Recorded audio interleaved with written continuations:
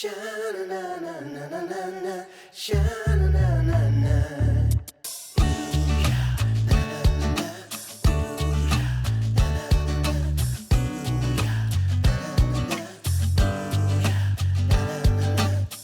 Hi, we're Adam and Vicki. Welcome back to our channel. If you've been following us for a while, you'll know that we've been living and travelling on our sailboat, exploring the most amazing place by sea. But today we're super excited to show you the land side of our adventures. We've recently bought a motorhome in New Zealand and we're going to take you on a full tour of our new home on wheels we've named Taikahe. So if you're curious to know how we're going to live off-grid on land, stick around and we'll show you around. For us, this motorhome is all about continuing the lifestyle that we've built. One that gives us the freedom, flexibility and the opportunity to live off-grid just like we do on Taikahe, our boat. When we're back in New Zealand, we still want to travel, explore remote places and live simply. And a motorhome lets us do all of that while still having our home with us. So here she is, Taikahe's a 1989 Hino Rainbow, 7 metres long, registered at 8 tonnes. She's compact, easy to drive and has everything we need to live and work from the road. So let's go through a few features on the outside. She has 800 watts of solar panels on the roof. She's a rear engine mount. The engine bay is at the back of the bus and she's radiator cooled, so the cooling system runs right to the front of the bus. She's got 90 litres of potable water and 90 litres of grey water. And if you're interested in how we fill those tanks and empty those tanks, we've just released a video on it, so check that out. It's like I'm just seeing empty faces staring from across the room, when all I want is to get out of here and back to you. On my way home, I'll stop at your window. I should've known how much it hurts when you love somebody. All right, come on in, let's show you around on the inside.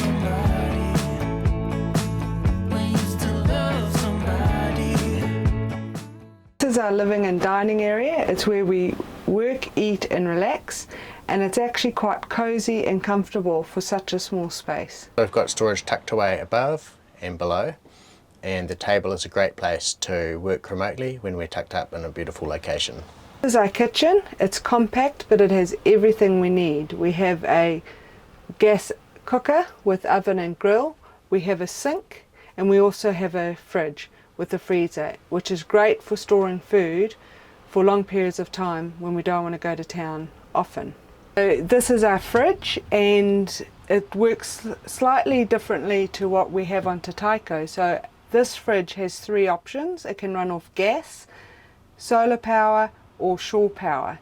So far we've run it off the gas option and the shore power, but we need to connect it up to the solar power. And it has a special setting that if we have that function on, it then automatically decides which is the most efficient way to cool it down. It's a very good fridge, it's very well insulated and it appears so far to be very economical to run. So if we plug into shore power but it's been running off gas, it automatically changes from gas to shore power. And it also has a lock on it to stop it swinging open when we're travelling. Notice, like all cupboards, there are handles at the top here, but on the storage down below there aren't handles. Just like Taikahe, when we're travelling we need to make sure that everything is secure and packed away, and because we have had it where cupboards have come open. And so what makes this similar to Taikahe is that it has lockable cupboard doors. About to hit the road, one of my first mate duties is, besides checking all the cupboards are locked, is to actually put a towel of some sort under our glass covering on the hob to stop it rattling around and shaking as we're travelling along. So there are some similarities to our boat life. This is our bathroom. It's a full wet bathroom with shower, toilet and sink. Small, but it means we're completely self-contained when we're travelling. When we took the bus on, there was a cassette toilet, but we've switched it out for a composting head, and it looks like it's going to be a really good option for us. And something that we have on Taikahe that we don't have on Taikahe is a shower, and it's pretty easy. So when it comes time to showering, we have a gas-fueled hot water cylinder in the cupboard in front of the shower here, and all we have to do is take the nozzle from the sink and put it up there and we have a shower. The window here is all greyed out, so we've got total privacy, and of course this door closes as well. And we have actually both used the shower, and it's a real treat. It's got very good pressure and we're very lucky, but we only have 90 litres of water, so we have to be sparing. And this is our bed. It's a fixed setup. There's no packing it away every day before we travel, and we have storage all around us for clothes, which is something else that we wanted. And I do want to add in that the previous owners really made us feel welcome when we picked up Taikahe. They had put nice new clean linen all over it, and it was just so kind of them to do that. So thank you very much, we love it.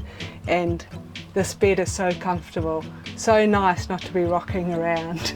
Having a dedicated space to sleep when you're living tiny makes a huge difference, and we're very happy with how comfortable this is.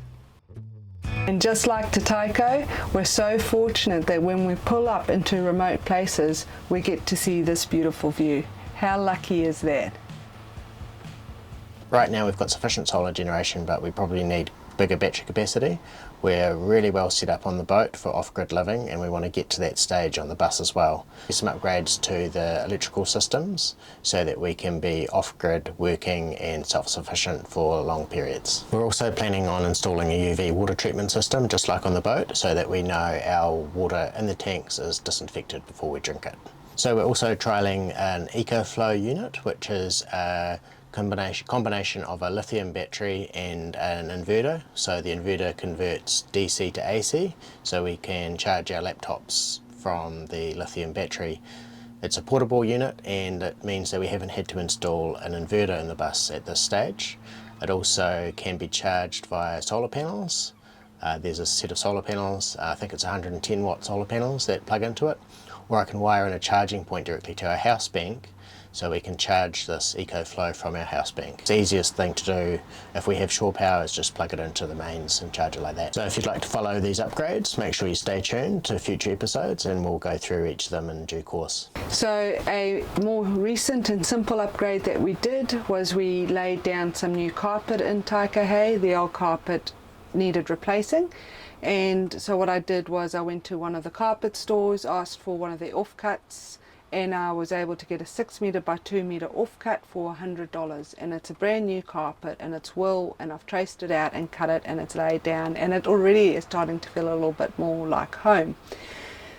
But other upgrades that we're thinking of doing is simple things like just organising our storage and our food, so we're better organised and we can then live better off-grid for longer periods of times. Basically, we want to make Taikahe work as much like Te Taiko does when it comes to living independently. Like Te Taiko, Taikahe has her own hatches, but we really like these ones because all we have to do to open them is turn a knob and they can open up, or we can shut them, and they have fly screen mesh over them, which has been very handy.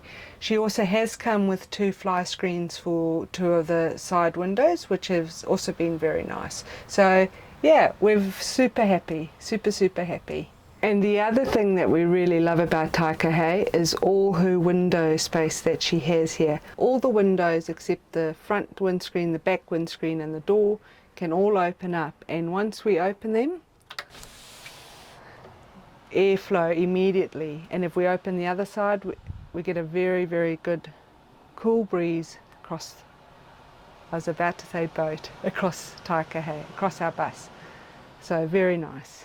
And they're tinted so people can't see inside, but of course at night time we're like a fishbowl, so that's when we have these black curtains, which we will be changing, these black curtains for privacy. And the other thing that Taikahe has that Te Taiko doesn't have is a heating system. So she has a diesel heater installed, which we have used a couple of times when it's been very chilly while we were down on the South Island.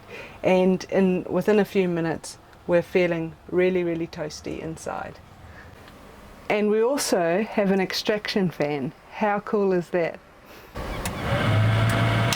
So what's next for us? Well, now that we have Taikahe, we're going to visit some more remote places which wouldn't have been possible if we didn't have our own home on wheels. We'll be taking you along on the ride with us.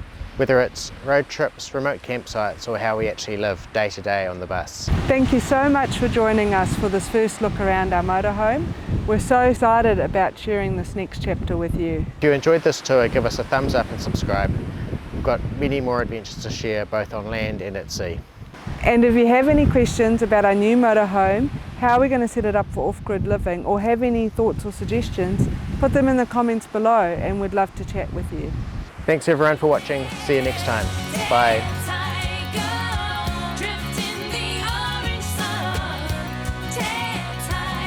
Thank you for watching.